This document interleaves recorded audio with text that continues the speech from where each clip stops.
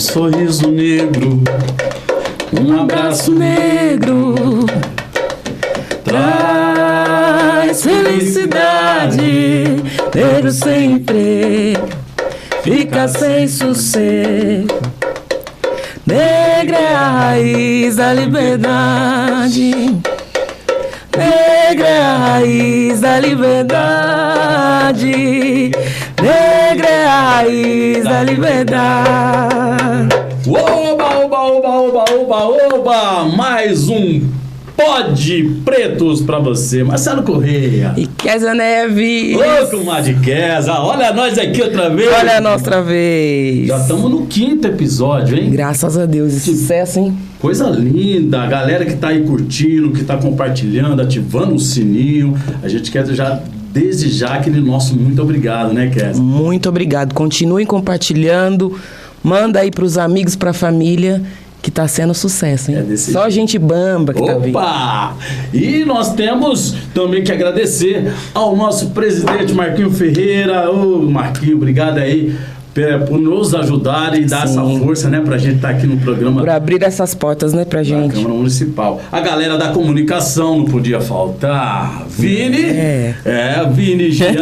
Temos lá o Fernando, o Rodrigo. E temos também Gabi, Marcelo Falcão e o Beto. A galera da comunicação, Kézia Neves e Marcelo Correia. Ó, coisa linda. E hoje nós passamos o mês de julho, que foi o mês da Mulher Preta. Esse mês é o mês do homem preto, mas nós temos aqui um homem preto que é camisa 10, joga K10, e eu gostaria que você falasse esse currículo desse homem preto que nós temos aqui hoje. Vamos fazer essa abertura aqui. Então vamos embora. Ele nasceu em São Paulo, passou parte da infância na Bahia e depois veio morar em Catanduva. Começou a trabalhar aos 12 anos.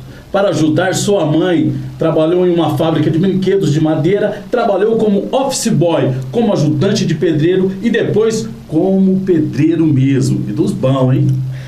Paralelamente ao trabalho na construção civil, também trabalhava como músico, tocando nos grupos de samba da cidade. Ixi!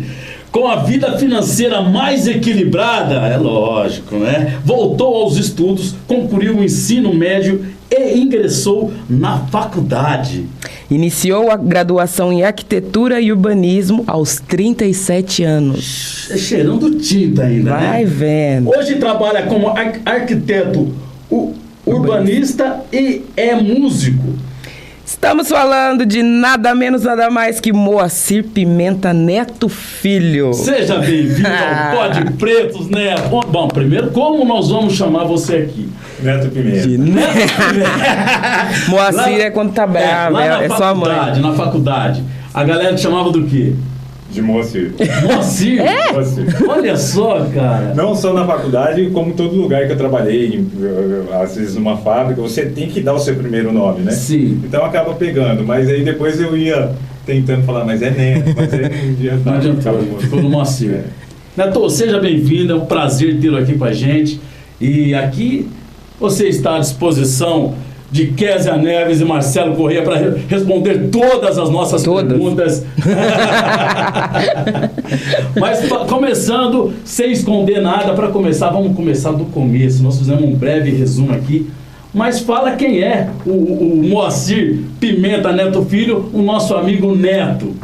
Cara, primeiramente um prazer estar aqui com vocês. Estou me sentindo em casa, porque são duas pessoas que eu conheço de longa data, são amigos, né? A gente sempre se deu muito bem, então é um prazer para mim estar aqui e agradeço pelo convite, poder falar um pouco da minha história, que muitas pessoas conhecem, mas muitas não, né? Sim. As pessoas sempre falam, mas o Neto é isso, é aquilo, é...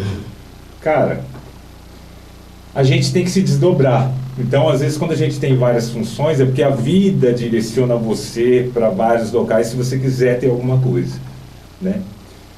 Então, tipo assim, eu fui nascido em São Paulo, capital. Meu pai sempre foi da capital, a família do meu pai, a minha mãe do interior. Minha mãe, muito cedo, foi morar em São Paulo para trabalhar de doméstica.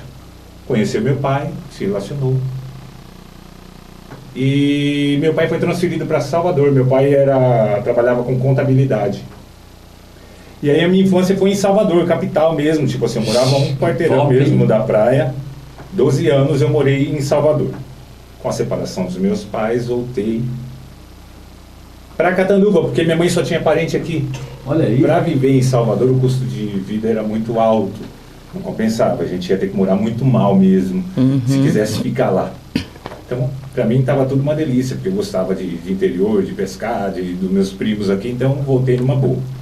Chegando aqui, foi bem difícil, porque a minha mãe não tinha emprego, não tinha dinheiro para alugar uma casa. Minha mãe tinha uma reserva financeira para aguentar pagar um aluguel durante um mês, vamos supor. Então ela teve que ralar. Eu, 12 anos, em Salvador eu só estudava. Minha mãe arrumou um trabalho na Tron e conseguimos pagar um aluguel. Então morava em 2 cômodos, eu, minha mãe, minhas 2 irmãs e minha avó. 2 cômodos bem pequenos. E um dia minha mãe chegou em mim e falou assim, ó, vamos ter uma conversa.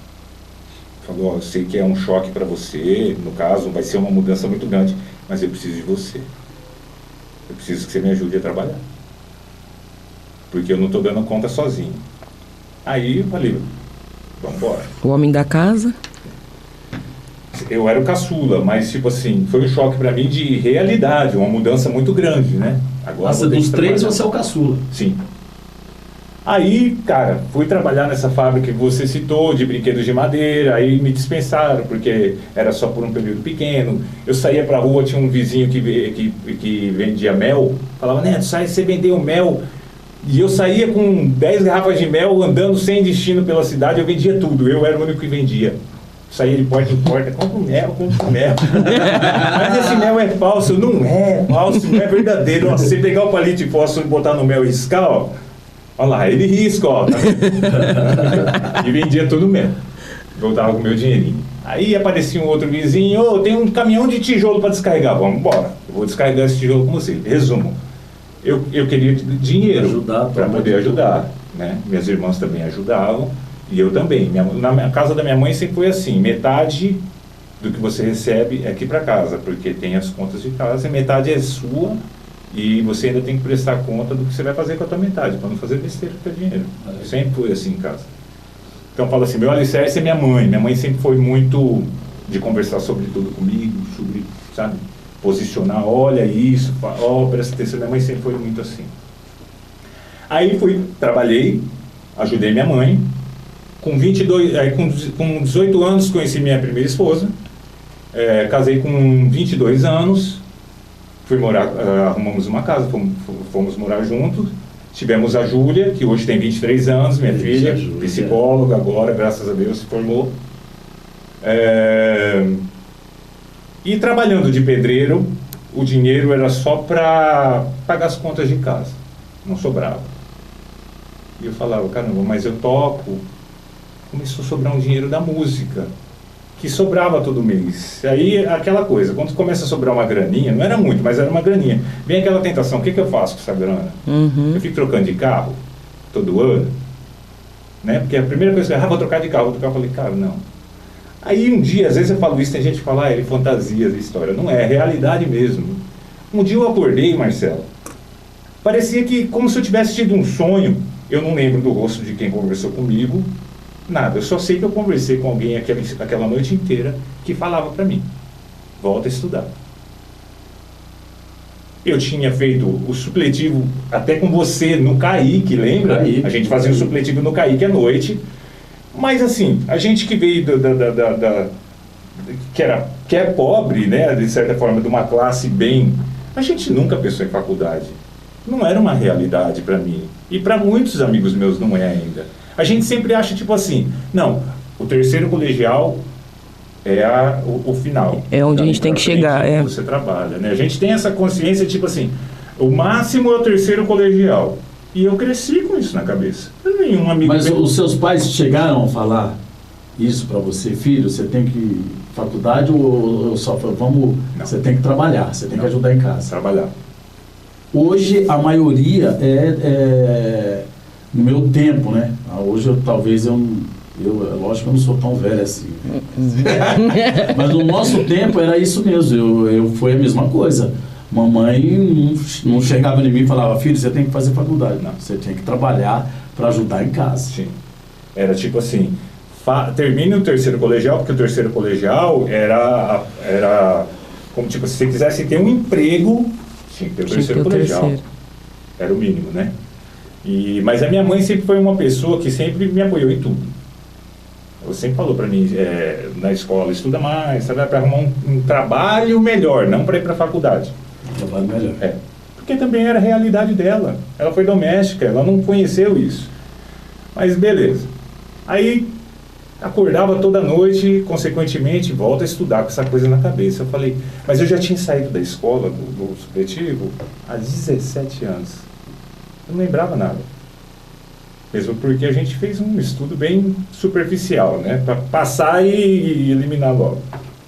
Aí, cara, falei, eu vou prestar vestibular. Me inscrevi nas 4 faculdades de Rio Preto, São José do Rio Preto. Estudei pela internet, um pouco de matemática, o conhecimentos gerais eu nunca fui mal porque eu sou muito atento ao que está acontecendo, né? Então essas coisas. Vendo. Resumo, eu fui aprovado nas 4. Olha. Com boas notas. Nas 4 faculdades. Aí eu tinha a opção de escolher qual das 4 eu ia entrar. Aí eu comecei a pesquisar qual das 4 o curso era mais puxado. Aí eu descobri o nome da faculdade, eu falei, nessa aqui que eu vou entrar.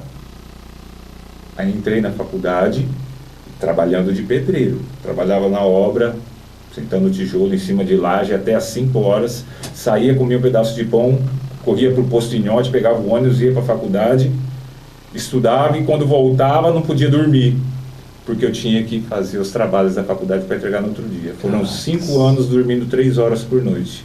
Quando eu dormia 3 horas eu estava feliz, por 5 anos assim.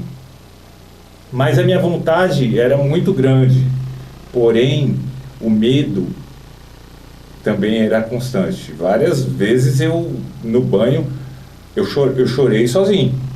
Porque tipo, tinha uma aula, um cálculo estrutural de uma matemática que eu não aprendi no colégio. Talvez num colégio pago aquela matemática fizesse parte, mas no colégio público que eu estudei, aquela matéria nunca foi dada. Nunca foi dada. Então o que eu tive que fazer? Pagar a aula de matemática paralelo à faculdade para fazer no sábado de manhã e fazer a faculdade à noite e trabalhar. Caracas. Para conseguir acompanhar o ritmo dos outros alunos que já estavam voando. Imagina. Se você tivesse dado um toque, eu tenho matemática, eu sou muito bom, né? Você podia ter me falado, né? Eu tirava mais.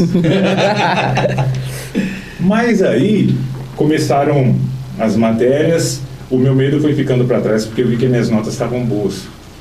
Então a gente vai perdendo o medo. E aí você começa a pôr na tua cabeça, tipo assim, peraí, eu sou capaz sim. Eu não vou perder para ninguém que está aqui nessa questão de ficar tão atrasado, eu vou acompanhar. Foquei mesmo e falei, pela idade que eu tinha, eu falei, eu também não posso me dar o luxo de ficar pegando DP, ficar reprovando. Eu tenho que concluir o curso sem uma DP. E foi isso que aconteceu. Foi isso que aconteceu. Parabéns. Parabéns. Aí merece palmas. Show. Nem eu sabia disso, meu amigão. Top. Nenhuma. Graças a Deus e à vontade, porque eu ralei. Eu ralei, deixei muitas vezes de me divertir para ficar a noite inteira estudando, mas pedi muito a Deus e deu tudo certo. Deu tudo certo. Ô Neto, e na faculdade, como que era a tua realidade lá dentro? Que o Marcelo conta, né, que ele começou também a fazer a faculdade e aí era o único cara preto dentro da sala. Rolou isso também com você e por conta da tua idade também, né? Que você já chegou com uma idade... Chegar lá é moçadinha, né? Que tá... Eu era o mais velho da classe e numa classe de 60 alunos, só eu era negro. Só eu era negro. O curso de arquitetura não é um curso barato e ele é um curso que te exige muito materiais paralelos. Maquete, que gasta dinheiro, pesquisas em outras cidades, você tem que, além de fazer faculdade, pegar ônibus, ir para outra cidade, pesquisar, voltar, entendeu? E o pessoal que estava no curso, geralmente eram pessoas de família já bem estabilizadas, São José do Rio Preto e região. Então, minha realidade foi tipo assim, meio isolado mesmo assim. Depois você pega amizade com os outros, mas de negro só tinha eu na classe. Depois entrou um rapaz no decorrer do curso e mais uma moça. né? Aí a gente fez amizade. Achou um dos meus, só dos meus. Vamos... Mas você sentia alguma, tipo assim, meio... Ficar meio acanhado ou não? Não, Marcelo, porque eu nunca me posicionei nessa situação. De tipo assim, por cor, de eu sou menos... Não, eu sempre fui um cara que entra em qualquer lugar, sempre foi assim desde mim.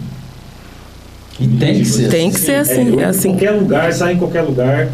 Eu sei que tem pessoas que olham, mas é tipo assim, vai ter que aceitar. É isso aí mesmo, é um negão que vai entrar. E eu não vou perder pra ninguém que tá aqui. Eu não quero ser mais que ninguém, mas menos também não você. Respeito. E respeito para ser respeitado. Ô Neto, voltando lá atrás, eu me lembro quando eu tava fazendo as rodas de samba, e a galera me falou assim, porra, você viu, tem um cara aí, praieiro aí, o cara toca. Eu falei, você tá brincando? O cara toca, gosta de fazer um samba. Eu falei, puta, vamos precisar trazer ele pra roda de samba. Quando você veio pra Catanduva, você já tocava já? Não. Você não tocava? Não, eu não tinha experiência nenhuma com a música, só gostava de ouvir. Quando você veio pra cá, qual foi o teu primeiro contato com música e que você falou assim, eu quero tocar instrumento de corda? Meu primeiro contato com música foi nas discotecas. Eu peguei o final das discotecas em Catanduva. Eu gostava muito de dançar. Aí mais um um dia... dançarino, mais um. Marcelo também, dançarino, formado. Isso, formado. Eu mostrei pra ele falou, ô louco, deu espaguete ali. A hora que eu tava assim, eu falei, isso aí eu faço. Aí eu dei um espaguete duplo. Aí minha mãe começou a ir nos pagodes. Minha mãe estava solteira e começou a se divertir mais que ele. Minha mãe separou cedo, né, nova. Minha mãe, aí um dia ela falou, você é bobo, vai no pagode comigo. E na minha cabeça eu falava, mãe, só vai ter velho lá, né? O que eu vou fazer lá? Eu menino com 14 anos. Aí um dia eu fui, e quem estava tocando? Sem Luxo, grupo Sem Luxo. Sem Luxo. Arnaldo, Cássio, Brazão, João César, Mauro Soares, Luizão e Mané. Quando eu vi o Arnaldo tocar o banjo e o som que ele tirava naquilo, falei, rapaz, esse negócio é mágico. Olha o som que sai disso aí. E a energia do samba. Foi no Museu da Imagem do Som. Eu falo pra você, ó. Coisa linda. Arnaldo de Oliveira, meu primeiro professor, meu mestre. Quando eu entrei no Museu da Imagem do Som, que eu vi aquele calor de tanta gente, aquele cheiro de churrasco, de gente. Eu falei, cara... É aqui, pô. É isso aí que eu quero pra minha vida. O bichinho picou. Olha só como Deus é bom. Minha mãe conseguiu construir no Solo Sagrado, comprar um terreninho no Solo Sagrado. E um dia a gente vai indo lá para ver o terreno para começar a construir. Quem que estava construindo na casa da frente? Arnaldo de Oliveira. Nossa! Aí eu falei para minha mãe, não é aquele homem que toca lá? Falou, é ele mesmo. Aí eu não dei sossego para o Arnaldo. Que top. Que legal. Aí eu falava para o Arnaldo, assim, já morando lá, falava, dá aula para mim. Ele falava, não tem tempo, menino. Não tem tempo. Eu trabalho aqui, pintando as placas de caminhão, final de semana corrida, dá aula. Foi um ano assim, um dia ele falou, então tá bom, vai de manhã, um domingo de manhã lá em casa. Aí começou. Estudar. Você já tinha instrumento, comprou instrumento? Não, minha mãe me deu meu primeiro cavaquinho. Eu lembro que eu trabalhei na Cofervar e no horário de almoço tinha 1h30. Eu fazia questão de almoçar em casa para estudar o cavaquinho e voltar. Pra praticar todo dia eu queria praticar. E à noite não podia, porque minha mãe queria dormir. Eu falava, não aguento mais esse cavaquinho, né? Então eu fazia isso de dia. Aí estudei, só que com um ano de estudo eu já estava tocando. Um ano eu já estava tocando, e aí eu lembro que o Sem Luxo estava cogitando de me colocar para tocar, mas o Essência queria. Aí ficou essa para onde eu vou. Aí eu falei, se eu ficar no Sem Luxo, eu vou concorrer com o Arnaldo. Se eu for pro Essência, eu vou ter mais visibilidade. Aí eu falei, vou pro Essência. Aí que eu comecei a tocar nos grupos de pagode. Visionário já, né? E aí o teu primeiro grupo foi o Essência? Foi o Essência. Depois eu saí do Essência e a gente montou o Remanso. Nossa Senhora! Alô, rapaziada do Remanso! Aquele primeiro time que vocês montaram, era o Sabatini, o Digão... Não. Não, o Sabatino, o Patiola, Jorge Reis, Paulinho, Paulo Bala, Jorginho, Fabinho no trompete, meu Deus, Cassião no trombone, louco, e o Alex no sax. Nós somos os primeiros grupos a botar metal, na época do Negritude ainda, na cidade. Ninguém tinha metal. Depois vocês vieram com um time muito bom também, o Toque de Malícia, com o Dejair, Fabinho, mas a primeira Branca. leva de grupo a botar metal isso foi a gente. A gente tocava, nem Rio Preto não tinha grupo com metal. E foi uma época que as músicas eram bem metal, né, Marcelo? O Negritude Júnior. Isso é louco. O Negritude Júnior é uma metaleira, a galera do teclado, o couro comia, todo mundo, muita harmonia. E principalmente os metais que era top, né? E eu dei sorte de tocar num time bom, que eram meninos novos, porém muito talentosos. O Jorge Reis, com 9 anos, ele tocava bateria, que você ficava com queixo, cara. Pelo amor de Deus. Esse menino é louco. Ele tem um swing maravilhoso. Eu falo que no contrabaixo eu nunca vi ninguém tocar como o Thiago Sabatini. E não era o instrumento que ele se dedicava, mas ele tinha um swing naquele contrabaixo que dificilmente eu vi. Eu me lembro quando eles tinham o trio, era o Beca, o Jorginho e o Sabatini e o Beca. Sim. Eles tinham uma banda que eles tocavam, só que não era pagode, né? Eles tocavam. Aí eu ia lá no hotel e eles estavam lá tocando. Eu falei, pô, eu preciso pegar essa rapaziada e levar pro samba. Mas os meninos são demais. Diferenciado. E eu tô pra falar que nessa época aí do Remanso, que foi a época que vocês, porque a gente tocava mais na periferia, era sem luxo, era o toque, era a essência. O Remanso é que chegou, que tocou pra burguesia, depois virou Bala na Agulha, né? Isso. O Bala na Agulha foi depois, não foi? Aí o Remanso acabou, uma parte foi tocar com vocês.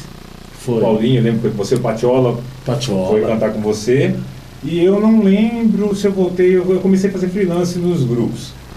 Aí depois, um dia, acho que o Paulo chegou em mim e falou, Neto, vamos montar um grupo?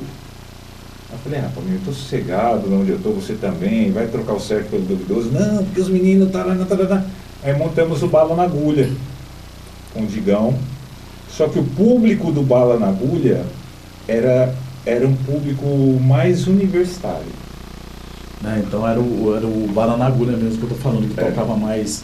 Sim. Que fez aqueles 2 aniversários no clube de tênis, trouxe o Negritude. Cara, foi a fase que eu mais ganhei dinheiro com música na minha vida.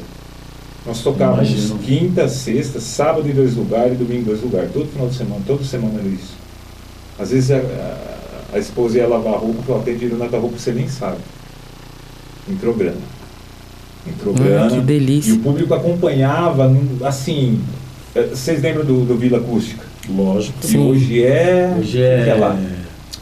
Para o público se situar. Ali no começo de Rio Preto, né? Você está falando? O Vila Acústica. O Vila aqui. Do Bichô? Do Bichô. Hoje é o... É o Bar da Vó, né? É o Vó. Então, a fila, toda vez que a gente tocava aí, ela ultrapassava o posto de gasolina. Eu me lembro. Aquela fila. Eu chegava para tocar, eu ficava olhando, falava, nossa, onde está a fila? Lotava. A gente falava de tocar de cidade, o povo acompanhava. E às vezes a gente estava tocando e falava assim, daqui ninguém vai dormir, a gente vai para a praça tocar. A gente acordava na praça, amanhecendo, e o povo ali em volta da gente. O povo se identificou. Nós tocamos bastante tempo assim. A gente abria show de rock com pagode, cara.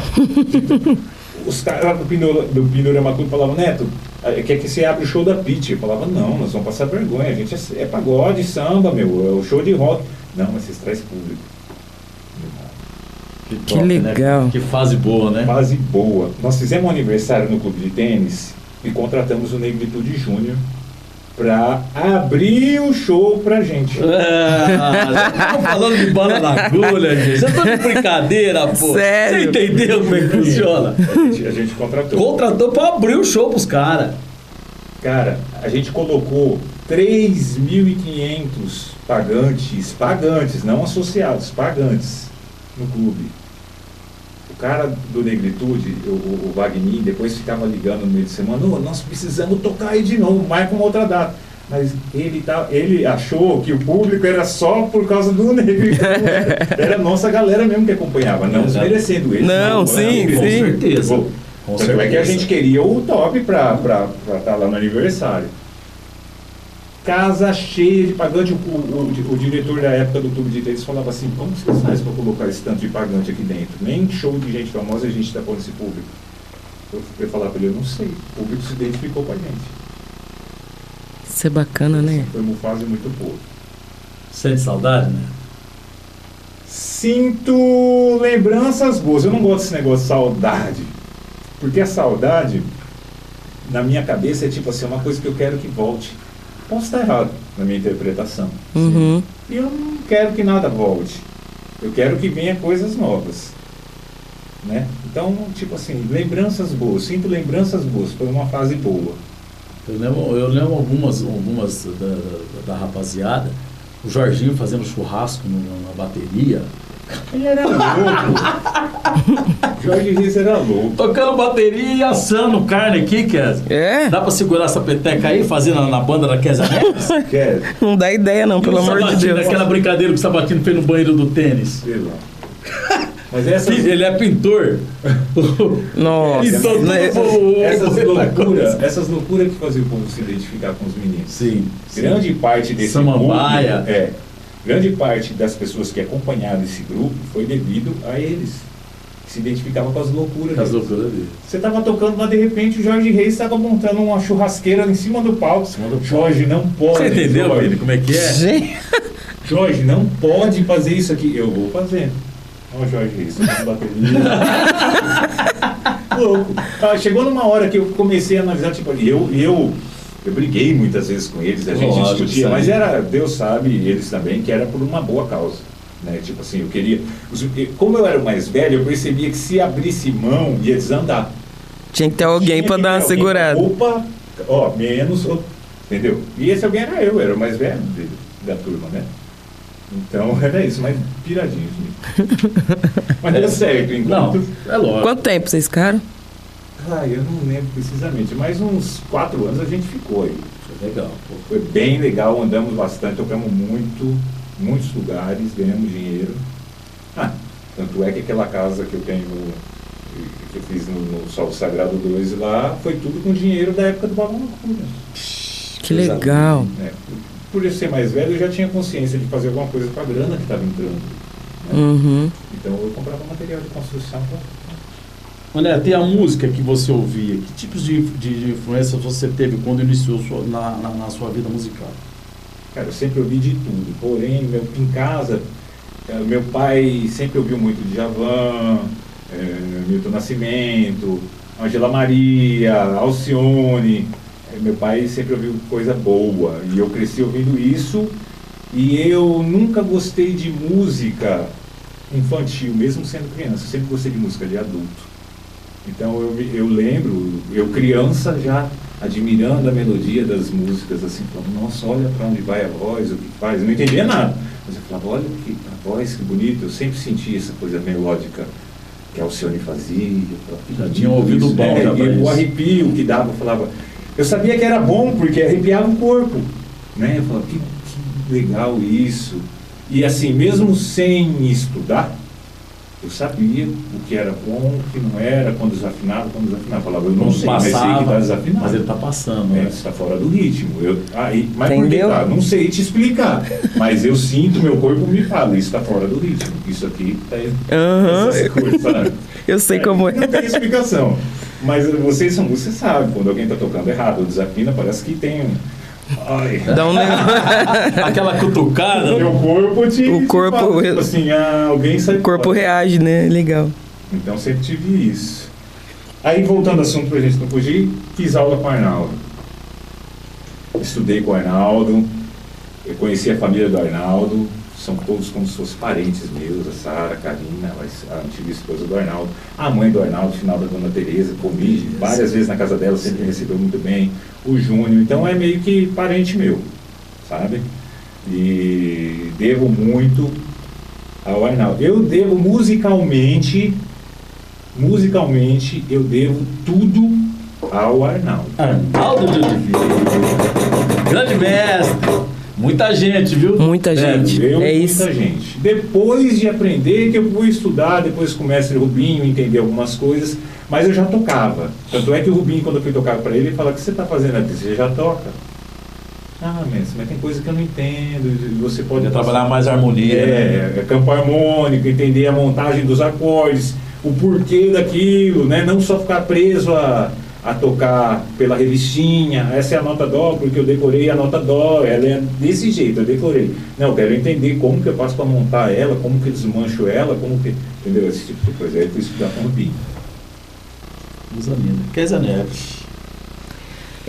Neto, como a infância é difícil, né? Mudança de cidade, começando a trabalhar muito cedo, você sentiu de forma nítida algum tipo de preconceito ou racismo na sua vida? Sim, várias vezes. E muitas vezes não direta. Quando eu vim para Catanduva, minha família estava num processo de separação. E a cabeça de uma criança num processo de separação tumultua. As minhas notas na escola estavam muito ruins. Quando eu cheguei em Catanduva, que eu fui estudar no Colégio Barão do Rio Branco, eu senti preconceito pelo fato de ter vindo do Nordeste, até mesmo das crianças. Ah, ele é baiano, eu sou baiano, mas o que tem que eu sou baiano? Tinha preconceito do fato de ter vindo do Nordeste. Por mais que eu falasse, tipo assim, mas eu sou nascido em São Paulo. Ah, você mora na Bahia. É isso. Uhum. Tipo assim. E mal eles sabiam que eu morava em Salvador, e Salvador já era uma grande capital. Pelo contrário, aqui em Catanduva era uma cidade bem precária perto do que eu vinha vindo. Mas o fato de ter vindo do Nordeste já fazia eles usarem isso para me magoar quando queriam. Mas eu tirei de boa. E como eu vim com as notas ruins, tinha uma professora, a dona Carla, e ela, quando pegou meu boletim, falou assim: suas notas são horríveis. Você veio para estragar minha classe. Caraca. Nossa. Juro por Deus. Você veio para estragar minha classe, ela falou para mim. E todo mundo ouvindo na classe. E ela era daquelas mulheres que ainda estavam um chacoalhão na gente, né? Aí, todo mundo que entrasse na classe, ou uma faxineira para pegar o lixo, ou uma inspetora para dar algum papel para ela falava: tá vendo aquele menino lá? Ele veio da Bahia para estragar minha classe. Eu, quando entrava gente na classe, já dava vontade de fazer assim na cadeira. Porque ela ia falar aquilo, e ela falava. Só que ela foi, nessa parte, ela foi assim, bem cruel, porém, ela não me deixava nos intervalos ir brincar. Ela falava: não, você não sabe fazer conta de dividir com 2 números na chave. Você vai ficar o intervalo aqui comigo, até você aprender. Aí eu ficava o intervalo com ela todos os dias, até aprender e conseguir recuperar minhas notas. Então ela não foi de toda assim, cruel, né? Sim. Tinha uma parte do lado bom. Mas nessa parte foi bem chato. Ser aquela coisa, aquele medo de ela vai falar, ela não vai falar, ela falar. Um beijo, dona Carla. Aqui, ó. Dona Carla. Manda aquele salve, dona Carla. Olha aí o homem aí agora. Mas eu não guardei esse sentimento. Mesmo depois de... eu voltei várias vezes lá para ver ela depois já de adulto. Uhum. Eu passava na frente do barão e falava: dona Carla ainda dá aula? Tá lá, eu ia na classe. E ela já passou a me usar como exemplo para os alunos. Eu falo, foi cruel, mas também te instigou, né? Sim. A correr atrás. Também o preconceito... recentemente teve acho que eu já até contei para a Clésia. Quando eu me formei, trabalhava de pedreiro na obra com mais pessoas. E eu não fazia questão de divulgar, de ficar fazendo disso uma coisa grandiosa assim, para ficar me ostentando. Mas os meninos da obra falavam para os outros profissionais, tipo engenheiros que estavam na obra: você viu quem se formou? O Neto. Aí eu lembro que tinha um engenheiro elétrico. Falou: que Neto? O Neto, aquele ali. Ele poderia, eu acredito, de qualquer forma me elogiar, se ele quisesse, ou até mesmo falar parabéns só. Mas a primeira coisa que ele falou para mim foi isso aqui: você se formou em arquitetura? Eu me formei. Você é o primeiro arquiteto negro que eu já vi. Putz. Eu fiquei poderia ter falado qualquer coisa. Você vê como foi mais importante para ele. O fato de você ser negro. Meus parabéns, alguma coisa assim que seja. Você é o primeiro arquiteto negro que eu vejo. Ele falou para mim. Mas eu passo de boa com isso aí, Marcelo. É isso aí. Se tivesse continuado, né? Você é o primeiro arquiteto negro que eu vejo. Parabéns. Já tinha mudado o enredo do negócio. Então, eu falo, o preconceito ele está presente no nosso dia a dia. 24 E só horas. sabe quem passa. É. Você quando entra num restaurante um pouco mais sofisticado aqui da cidade, que eu quero dizer assim, você vê as pessoas te acompanhando com olhares até você sentar. Sabe? A gente sente. Mas para saber o que é isso, só vivendo na pele. Tem gente que não acredita. Nós ainda, a gente sempre está tocando a gente conhece todo mundo, Sim. né? Tá tocando em grandes festas, a gente conhece a maioria da galera. Mas os outros, né, que não conhecem, então sente mais. Isso. Porque a gente já tem um pouco mais de... É que normalmente a gente chega, né? Você fala, é o meu Marcelo do Raiz, é aqui é cantor, é o Neto que canta. Aí já liga. Existe ainda bastante preconceito. Mas o que eu falo é o seguinte: a gente não pode baixar a cabeça. Entre onde você quiser entrar, vá no restaurante que você quiser, frequente o ambiente que você quiser. A sociedade vai ter que aceitar. Vai ter que aceitar. É isso aí, né? Por isso que nós estamos aqui no nosso Pod Pretos, para passar essa mensagem para a galera, passar toda a tua história, o que você, teu crescimento, graças a Deus, e está cada vez crescendo mais. Não para de estudar, né? Não. A verdade é essa, né? Não pode, né, Marcelo? Não Pode parar, tem que estar antenado, né? Não só na minha profissão, como todas as profissões, eu acredito. Você tem que estar antenado. Sem parar. Né, com toda essa história de vida, conta um pouco pra gente como foi esse enredo de inspiração da criança que foi ajudante de pedreiro por arquiteto urbanista. Quando eu fui trabalhar em construção civil, eu não sabia nada. Era todo mundo novo, eu não sabia fazer nada. Mas eu sempre fui uma pessoa muito observadora. Tipo, eu estou aqui, mas estou vendo o que você está fazendo. E isso é uma coisa comigo mesmo. Eu falo assim, eu consigo fazer, porque eu estou vendo, eu falo isso daí, eu sou capaz. Então, por exemplo, o pedreiro ia almoçar. Eu colocava massa para ele e falava, vamos almoçar, 1h30 de almoço. Tinha o tijolo lá e tinha massa. Não tinha ninguém olhando. Eu ia lá, pegava a massa e via como ele já tinha feito e colocava. Aí um dia ele começou a perceber, você mexeu aqui, né? Eu falava, mexi. Tudo torto na parede. Aí ele pegou, ele falou, finado Toninho. Ele pegava e falava, ó, aqui tá certo, aqui tá errado, você tem que fazer assim, vem cá, vou começar a te ensinar. Aí ele me ensinando. Olha que bacana. Aí um dia o pedreiro chegou em mim e falou assim, ó, eu vou contratar um ajudante. Aí eu falei, vai mandar embora. Ele falou, não, você vai trabalhar aqui comigo, você tá fazendo tudo certinho, eu peguei bastante serviço, vou colocar um cara pra pôr a massa pra gente, você vai trabalhar na colher agora de pedreiro. Aí eu fiquei tudo feliz, né?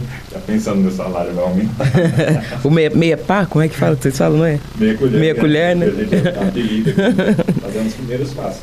Aí fui fazendo, eu sempre fui bem caprichoso, né?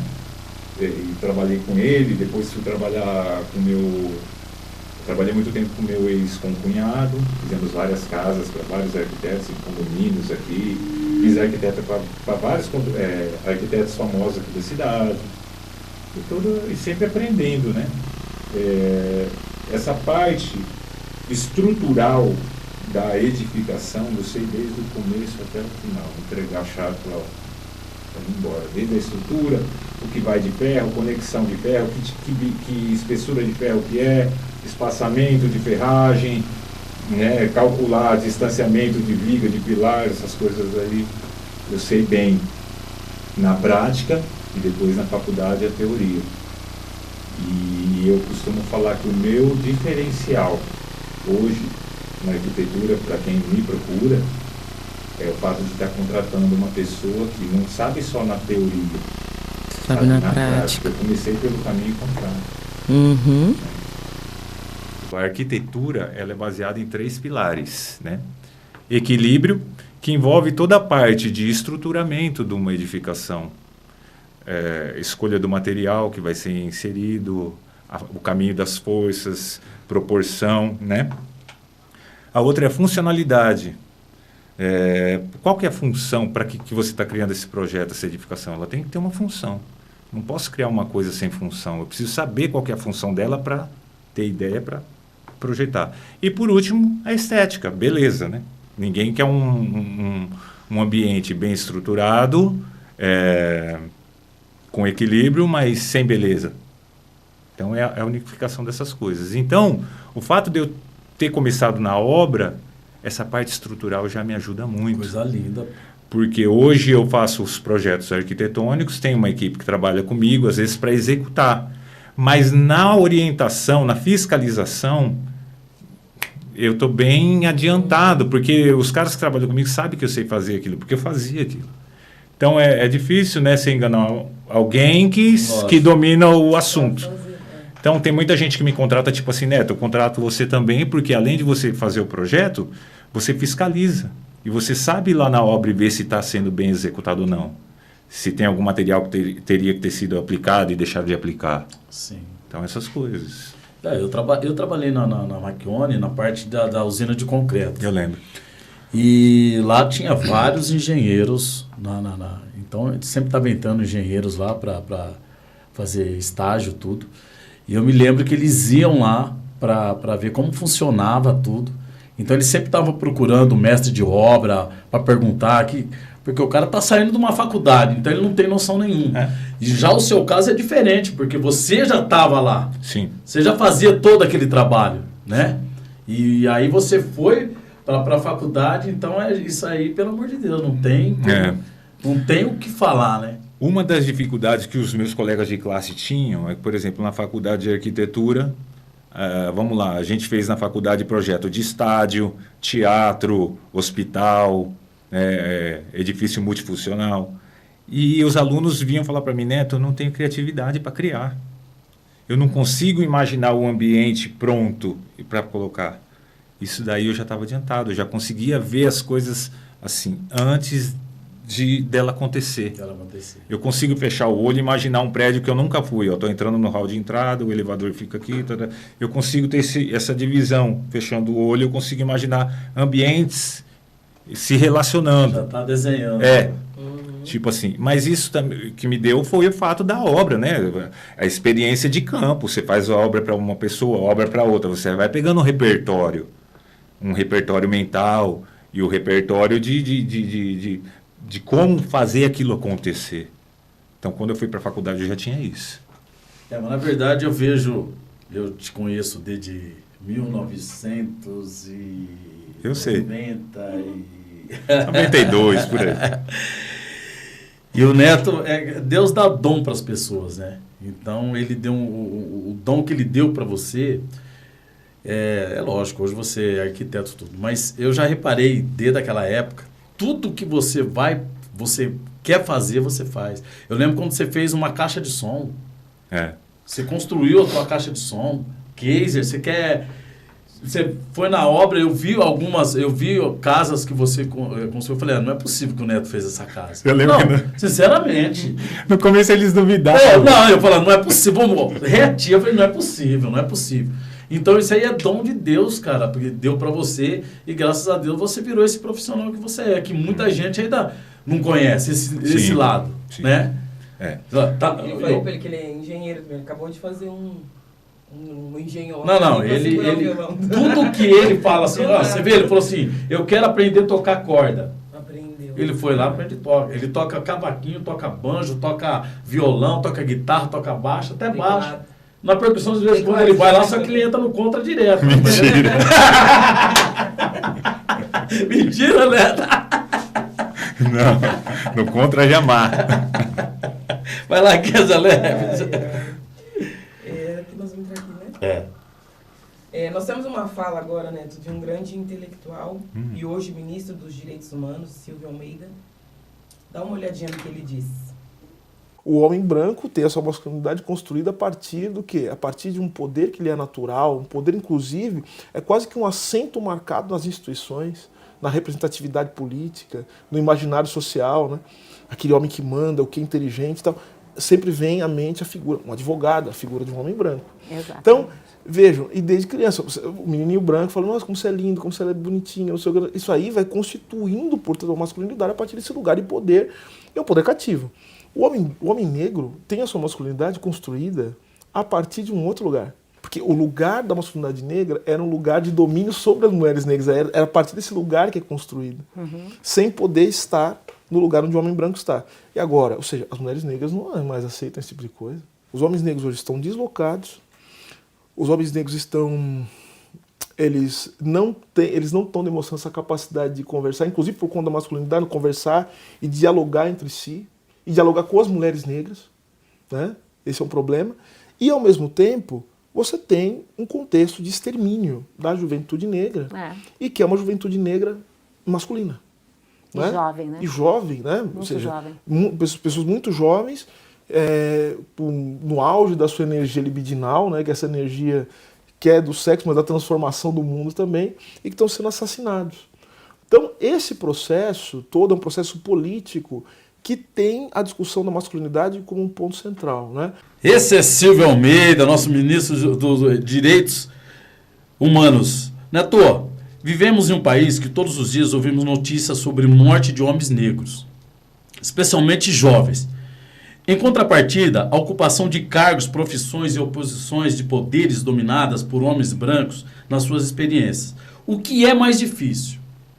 Socialmente, ser um homem preto, um arquiteto preto ou um músico preto? Um arquiteto preto. Um arquiteto preto. Um arquiteto preto, porque músico preto, temos grandes exemplos. Isso, né? Eles já abriram portas pelo talento, pelo swing, então eles já quebraram isso aí. Agora, é uma batalha todo dia para mim como arquiteto preto. Mesmo porque, vou dar exemplos para vocês. Quando eu chego numa obra e eu conheço, o mestre de obra está lá e ele não me conhece. E eu me apresento, quando eu falo que eu sou o arquiteto da obra, você vê no semblante da pessoa. Caracas. Arquiteto da obra. Me olha meio tipo assim. Não é que ele é uma pessoa ruim ou preconceituosa, nada. É que não é comum de se ver. Não é comum de se ver. Então, eu acho que assim, a sociedade, o homem preto e a mulher preta, ela tem que procurar novos caminhos. A gente é de uma cultura, Marcelo e Kézia, principalmente do machismo, aquela coisa, sou negrão, pá. Isso aí já ficou para trás, isso aí. Você tem que ser negrão, que entra em qualquer lugar, que conversa com todo tipo de pessoa, que tem amigos brancos, gay, lésbica. Você tem que ser o cara que entra em qualquer lugar e sai de qualquer lugar. Eu tenho amigos de toda a classe social. Graças a Deus, eu converso com qualquer pessoa de qualquer classe, de igual para igual, porque eu não me sinto inferior. E eu quero participar de assuntos mais intelectuais, mesmo que eu não entenda. O que eu não... tipo assim, eu estou numa conversa com o pessoal que está falando uma coisa que eu não sei o que é.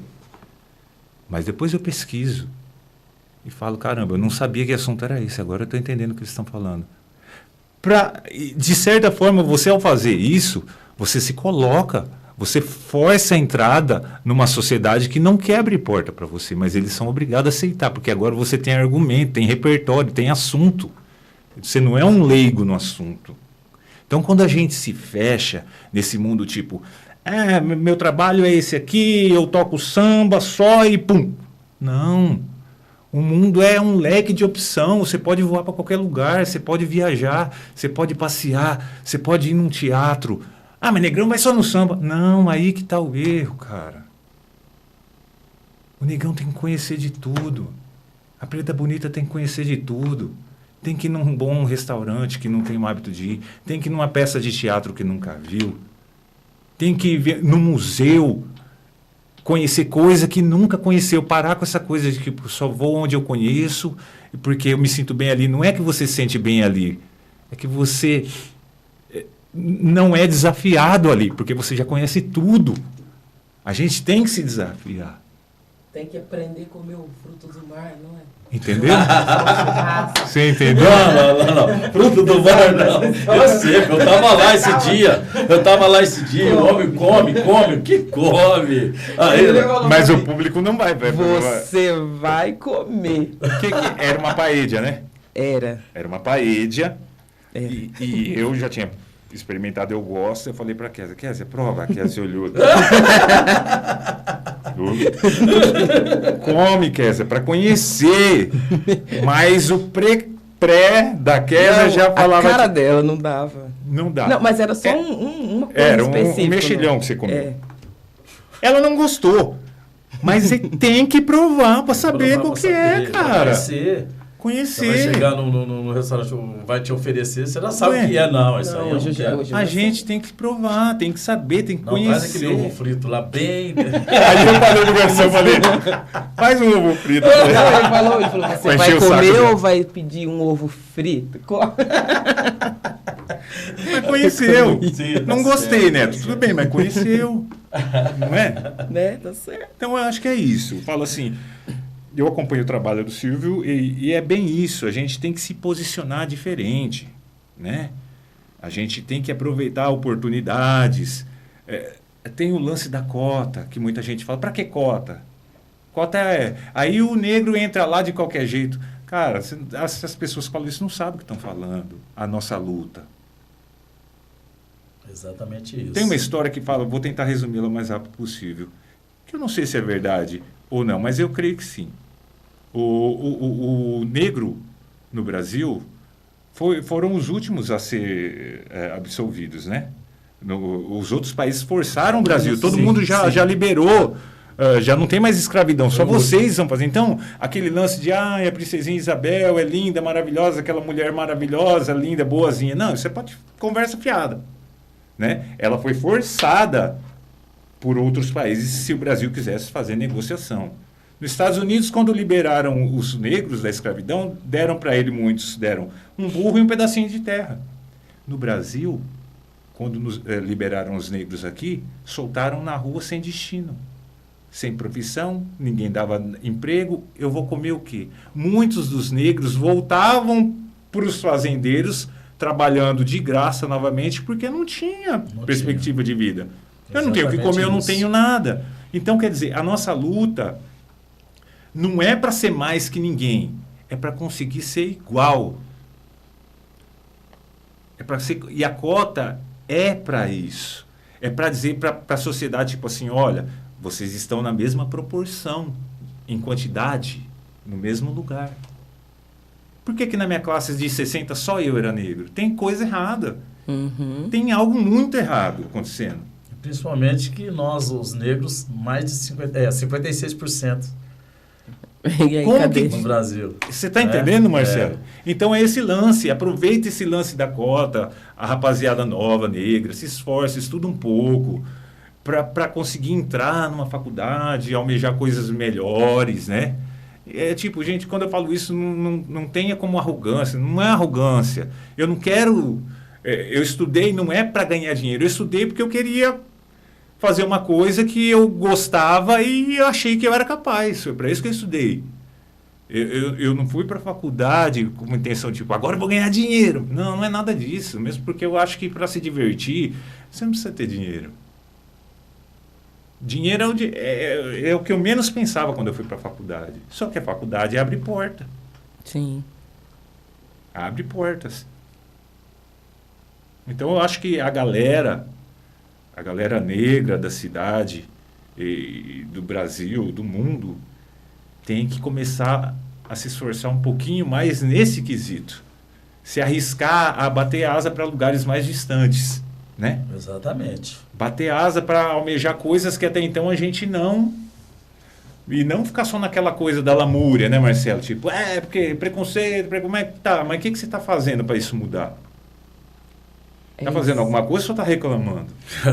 A maioria reclamando. Só reclama, né? E não faz nada. Ô Neto, e hoje o arquiteto Neto Pimenta? Neto Pimenta. Arquiteto, um dos melhores da cidade, da região, da área 017, 016, né? Como é que tá o escritório? Como é que tá a equipe? Conta um pouco.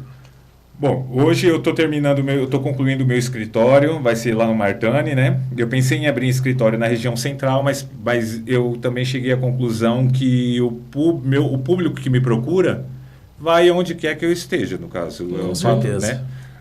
Eu poderia alugar uma sala ali, mas só ia gastar com aluguel. Então, lá em casa mesmo, no Martani, eu estou fazendo escritório independente da minha casa, é claro, mas vou atender lá, já está em fase de conclusão, graças a Deus. Que bacana. Né?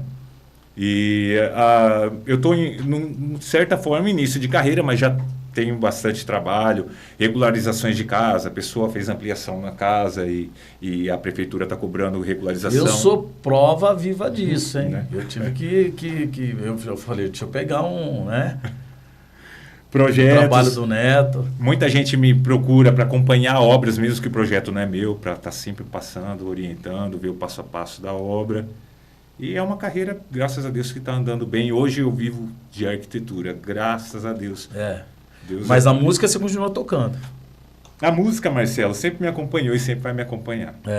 Pelo amor de Deus, hein? Né? E dá para ganhar uma grana também, eu não vou. Fazer uma grana. Né? Porque fala assim, se fosse para tocar de graça sempre para ganhar dinheiro, eu tocava no fundo. Você está na carreira solo, só você e violão? Não, eu e a Gabi.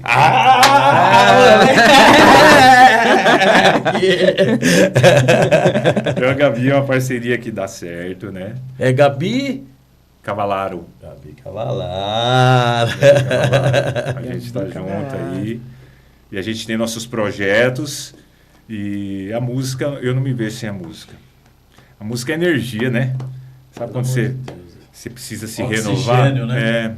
É uma renovação. É como você vir num lugar e respirar. Fala assim, agora sim. A última vez que eu vi você e a Gabi, eu vi no ar. Você estava... Eles não param, não param. Agora faz... Mas isso é a arte da Gabi, rapaz. Ah, é? Muita viagem, muita viagem. Tipo assim, eu falo tipo assim, sobrou um dinheirinho, caixa. É pra gente dar uma volta, conhecer coisas que a gente não conhece, lugares que não conhece. E aí nessa última viagem aí, tinha um cara com aquele... Chama parapente, né? Um paraquedas e uma hélice nas costas. Aqui em Catanduva tem alguns caras que se arriscam aí. Aí a Gabi, nós vamos. Eu falei, eu não vou para lugar nenhum. Nós vamos, eu não vou para lugar nenhum. Ela falou, você não vai, então eu vou. E a Gabi não tem medo de altura. Agora ela está planejando para a gente pular de paraquedas. E é tudo ela que bola essas coisas. E eu vou atrás. Aí lá ela pegou e foi. Eu falei, agora vai ficar feio se eu não for. Peguei e fui. Negócio, voar naquilo lá e vai, não dá medo, mano? Você sabe que na hora que começou a subir, eu tava a paisagem tão bonita, mas quando chegou lá em cima, que eu falei, caramba, vamos analisar a situação. Eu tava preso só por um cinto que passa aqui, conectado no cara. Falei, caramba. E na hora de descer, o cara começa a fazer assim. Aí o teu estômago parece que vem aqui. Velino. E volta. Mas de boa, iria novamente. Kézia já estava pensando em fazer isso aí. Parece que ele já vai desistir, né, Kézia Neves? Misericórdia. Hã? Malemar uma trilha eu faço. Malemar uma trilha. Ô, Neto, eu tive recentemente num samba de aniversário de Kézia Neves, onde você também participou e foi um dos os organizadores. Mais uma para a empresa? Mais uma empresa saindo aí do forno? Isso daí partiu de mim, né? Que a Gabi não queria, né? Falei, Gabriela, não é uma empresa, tipo assim, a gente criou um nome Bamba Eventos para promover festas. Sim, né? Legal, pô. Então, por quê? Catanduva não oferece muito lazer. É uma cidade que não oferece lazer. Né? Já foi bem melhor, hoje em dia não oferece quase nada. Uma das coisas que eu acho que foi um absurdo acabar na nossa cidade é o carnaval. Sim. Era a única festa que tinha pra gente. A única. A única. Então, tiraram o carnaval. E as pessoas que tiraram o carnaval vão nos clubes sociais da cidade e pulam o carnaval. Peraí, por que você votou para tirar o carnaval, mas você pula o carnaval? Que hipocrisia é essa? E é uma das coisas que eu acho que a população negra que tinha que reivindicar. O carnaval é uma festa popular. É uma festa que gera dinheiro, Marcelo. Você sabe disso. E parece que esse ano vai ter, viu? E tem que ter. Tem que ter. Tem que ter. É uma festa, a única festa nossa, da nossa classe, era o carnaval. Era E o conseguiram carnaval. tirar, né? Mas o pessoal que tirou, pula carnaval no clube social. É verdade. E a população negra, aí é que eu falo, quem que reivindicou o direito de falar não aceitamos isso? Quem Ninguém. que veio Ninguém. na porta aqui para falar assim, ó, nós não aceitamos isso, é a festa nossa, é a nossa cultura, vocês não podem tirar isso, ninguém veio. É aí que eu falo que a gente tem que se unir, dar a mão para o outro, juntos estamos mais fortes, Juntos é estamos isso fortes. que É é isso. juntos estamos mais fortes. Exatamente. E nessas festas, Neto, que eu tava lá, eu fui nessa festa lá, encontrei com a Júlia. Ah, Júlia Fazia Espada. tempo que eu não via ela. Falei, poxa vida. moça já, né? Ela tá tocando ainda? Não, ela parou. Parou? Ela tem a bateria. Baterista. Ela estudou. Filha dele, baterista, Vini. Top. Estudou em conservatório, acho que uns 5, 6 anos, a Júlia. E ela... Um beijo, Júlia. Fica o convite aí, hein, Júlia? Ó, Vem pode pra vem cá. pra cá. A Júlia agora se dedica à psicologia, né? Que bacana. Graças a Deus. Eu falo que há mais ou menos uns 8 meses atrás, ela me ligou. Ô pai, eu tô te ligando. E eu achei que ela ia falar alguma outra coisa. Ela pegou e falou assim, não é para você não me mandar o dinheiro mais. Eu falei, mas por quê? Ela falou, porque pai, eu já trabalho. Já estou trabalhando, já atendo no consultório, então não preciso mais de dinheiro. Aí eu parei depois, eu falei, tá bom. Mas depois eu comecei a pensar, eu falei, cara, é a sensação do Dever tipo assim, cumprido. Dever Orgulho, cumprido. né, meu? Orgulho. É, porque eu falo, ela já está batendo Orgulho. asa. Não só da minha parte, a mãe dela também, a Cláudia, uma ótima mãe, sempre centralizou ela em tudo. Então, mas a gente fica com essa sensação, tipo assim, tá bem Dever encaminhada, cumprido. ela tem a casa dela, tá falando de comprar uma casa agora, Que bacana. né? Eu Que falei para ela, bacana. vai comprar casa, se precisar de alguma ajuda, nós estamos aqui, né? Porque é uma vez filho, sempre filho. Que legal. Coisa linda. Por favor, Kézia Neves. Foi um prazer enorme, Neto, pra gente ouvir sua história de vida, né? Ver que foi possível mudar, o início difícil, até chegar onde você chegou hoje, com muito estudo, profissão, família, e caminhando em passos largos tudo, né? Mas antes de você fazer esse final aqui para ele, eu queria falar, eu conheço o Neto desde 1991, 92, 93. E o Neto, ele sempre foi desse jeito.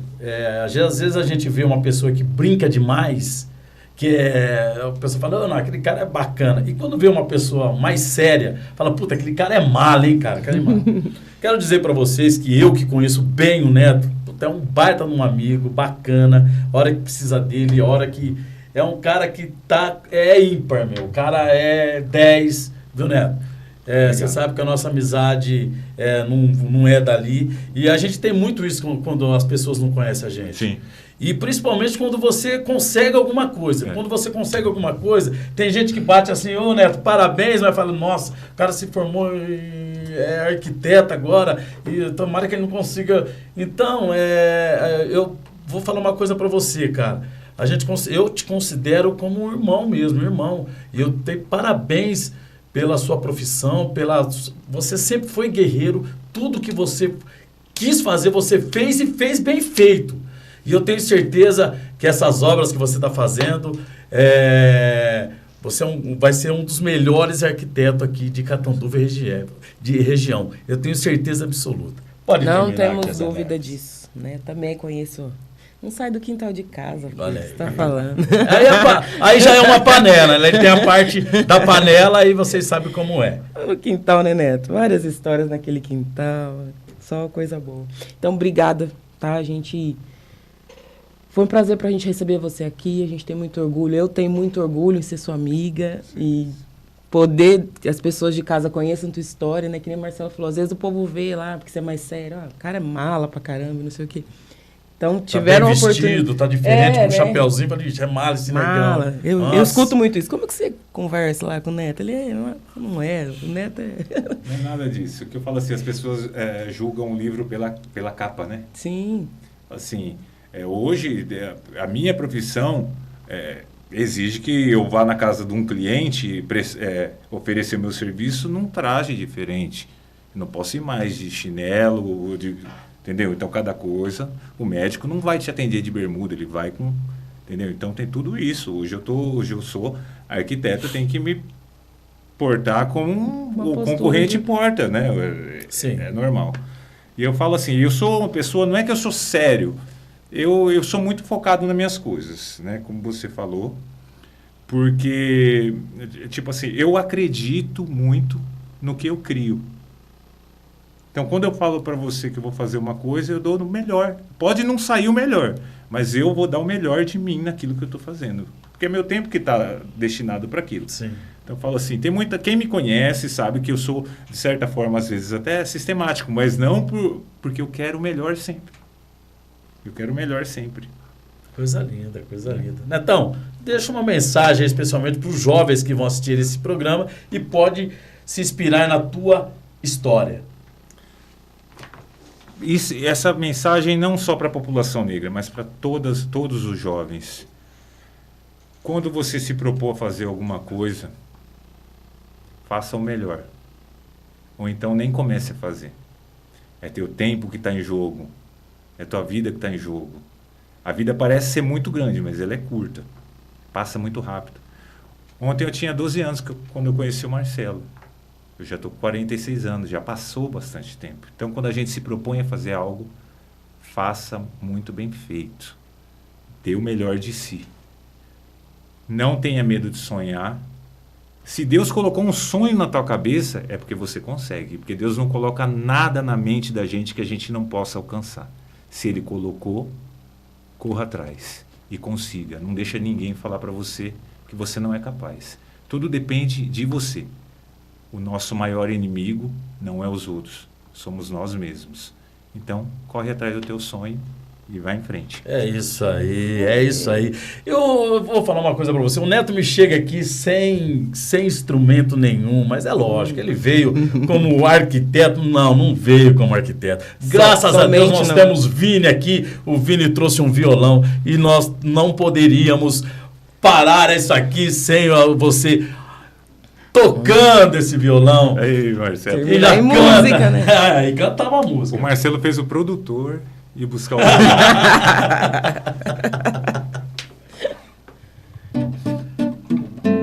Vale-me Deus, é o fim do nosso amor.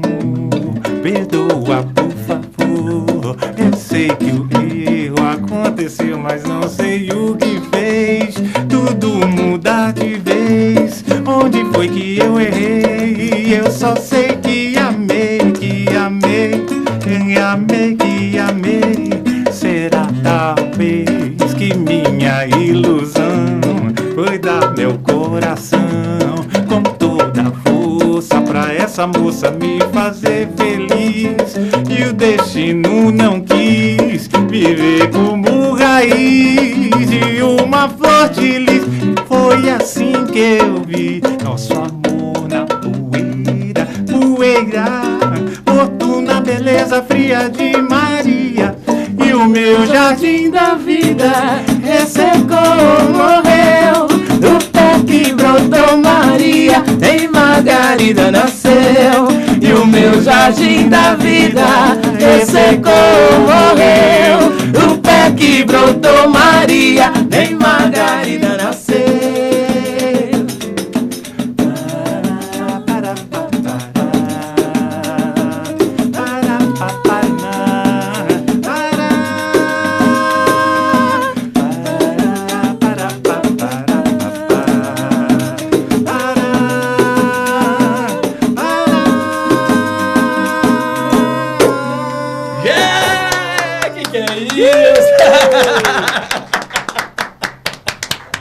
Coisa linda, mais uma vez agradecer ao nosso convidado, o arquiteto músico Neto Pimenta. Neto Pimenta. Mais um Pod Preto para vocês. Muito obrigado, Marcelo Correia.